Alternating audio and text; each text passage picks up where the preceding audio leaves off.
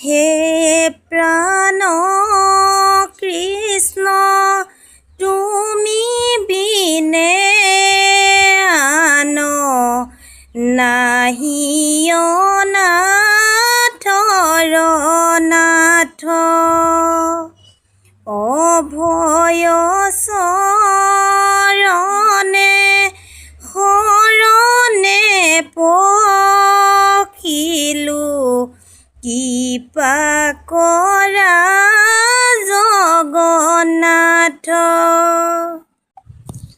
ভগৱান অনন্ত ঈশ্বৰৰ ৰূপ বা অৱয়ৱটোৰ বিষয়ে আজি মই আপোনালোকৰ আগত জনাম।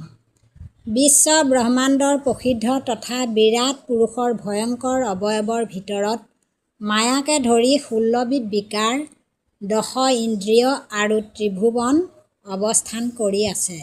মুঠতে ভগৱান তথা এই বিৰাট পৃথিৱীখনেই হৈছে প্ৰভুৰ পদযুগল। প্ৰভুৰ মস্তকেই হৈছে স্বৰ্গলোক, আকাশেই হৈছে প্ৰভুৰ নাভিদেশ, সূৰ্য দেৱতাই হৈছে প্ৰভু ভগৱানৰ চকু দুটা বা নেত্ৰযুগল, বায়ুৱে হৈছে প্ৰভুৰ নাক আৰু দিকবিলাক হৈছে শ্ৰৱণেন্দ্ৰিয়, প্ৰজাপতি বা ব্ৰহ্ম হৈছে সৃষ্টিৰ যন্ত্ৰস্বৰূপ, অপান বায়ু কাল বা মৃত্যুস্বৰূপ হৈছে ভগৱানৰ গুহ্যদ্বাৰ, লোকপাল হৈছে বাহুযুগল, মন হৈছে চন্দ্ৰ দেৱতা, সূৰ্য দেৱতা যম হৈছে ভগৱানৰ ভ্ৰুযুগল, জ্যোৎস্না হৈছে ভগৱানৰ দৰ্শন, লজ্জা আৰু ভয় হৈছে অধৰোষ্ঠ, হাস্য হৈছে ভগৱানৰ মায়া বা ভ্ৰম, বৃক্ষবিলাক হৈছে ভগৱানৰ বিৰাট পুৰুষৰ নোম, ডাৱৰবিলাক হৈছে ভগৱানৰ চুলি বা কেশ। এই হৈছে ভগৱানৰ বিৰাট পুৰুষৰ শৰীৰৰ বিভিন্ন অংগবিলাক লগ লাগি মনুষ্য দেহৰ সৃষ্টি হোৱাৰ দৰে ভূলোককে ধৰি ব্ৰহ্মাণ্ডৰ বিভিন্ন অংগবিলাক একত্ৰিত হৈ ভগৱানৰ বিৰাট পুৰুষৰ সৃষ্টি হৈছে। অনাদি অনন্ত ভগৱানে ধাৰণ কৰি থকা উজ্জ্বল কৌস্তুভ মণিটিয়েই হৈছে জীৱৰ চেতনাস্বৰূপ। ভগৱানে বক্ষস্থলত ধাৰণ কৰি থকা মূল্যৱান মণিটিকেই শ্ৰীবৎস বুলিও কোৱা হয়। বিভিন্ন মায়াগুণৰ সমষ্টিৰে গঠিত বনমালাই ভগৱানৰ ডিঙিত শোভা কৰি থাকে।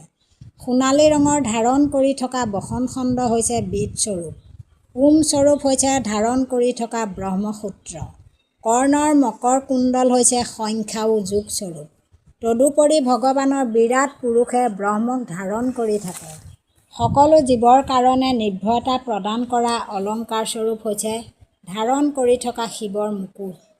ভগৱানে ধৰ্ম জ্ঞান আদি বিভিন্ন গুণেৰে বিভূষিত হৈ পদুমেৰে সুশোভিত অনন্ত আসনত অৱস্থান কৰি থাকে আৰু বৰ্তমানেও আছে।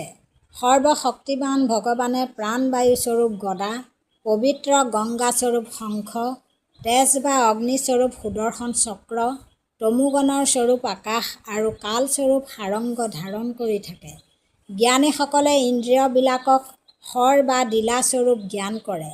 মন ইন্দ্ৰিয়ক ৰথস্বৰূপ, তন্মাত্ৰ মানে ৰূপ, ৰস, স্পৰ্শ, শব্দ, আকাশক ৰথৰ ব্যাহ্যস্বৰূপ আৰু হাতৰ মুদ্ৰাক অভয় প্ৰদানৰ জ্ঞান কৰি থাকে। সূৰ্যমণ্ডল হৈছে বিষ্ণু ভগৱানৰ পূজাৰ স্থানস্বৰূপ। সেয়েহে গুৰুৰ ওচৰত দীক্ষা গ্ৰহণ কৰি পূজা মন্ত্ৰৰে বা তেওঁক তেওঁৰ নামেৰে অৰ্চনা কৰা উচিত। মানৱ জাতিৰ পাপ ক্ষয়ৰ কাৰণে ভগৱান বিষ্ণুক আৰাধনা কৰিব লাগে।